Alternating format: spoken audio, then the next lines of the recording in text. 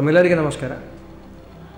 ಜನವರಿ 12 ನಮ್ಮ ಮಾನ್ಯ ಸ್ವಾಮಿ ವಿವೇಕಾನಂದ ಅವರದು ಹುಟ್ಟುಹಬ್ಬ ದಿನ.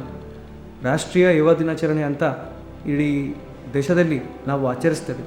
ಸೊ ಆ ಸಂದರ್ಭದಲ್ಲಿ ನಮ್ಮ ರಾಯಚೂರು ಮಹಾನಗರ ಪಾಲಿಕೆಯ ಒಂದು ಏನು ಕನಸು ಇದೆ, ಒಂದು ಸುಂದರ ಹಸಿರುವಾದ ಸ್ವಚ್ಛವಾದ ಮಹಾನಗರ ಅಂತ ರೂಪಾಂತರಿಸಲು ಅದಕ್ಕಾಗಿ ಒಂದು ಸ್ವಚ್ಛತೆ ಒಟ್ಟ ಮ್ಯಾರಥಾನ್ ನಾವು ಹಮ್ಮಿಕೊಂಡಿದ್ದೀವಿ. ಸೊ ತಾವು ಎಲ್ಲರೂ ನಮ್ಮ ಮಹಾನಗರ ಪಾಲಿಕೆ ಮತ್ತು ಇಡೀ ಜಿಲ್ಲೆಯ ಸಾರ್ವಜನಿಕರು, ಯುವತಿಯರು ಎಲ್ಲ ಬಂದು ಜನವರಿ 12 ಬೆಳಿಗ್ಗೆ ಸುಮಾರು ಒಂದು 7 ಗಂಟೆಗೆ ಮಹಾತ್ಮ ಗಾಂಧಿ ಕ್ರೀಡಾಂಗಣದಿಂದ ಆರಂಭವಾಗಲಿದೆ. ತಾವು ಎಲ್ಲರೂ ಬಂದು ಅದಕ್ಕೆ ತಾವು ಸೇರಿಸಬೇಕು, ಭಾಗವಹಿಕೆ ಮಾಡಬೇಕು. ಹೆಚ್ಚಿನ ಸಂಖ್ಯೆಯಲ್ಲಿ ಅದನ್ನು ಭಾಗವಹಿಕೆ ಮಾಡಿ ಯಶಸ್ವಿಗೊಳಿಸಬೇಕು ಅಂತ ನನ್ನ ವಿನಂತಿ.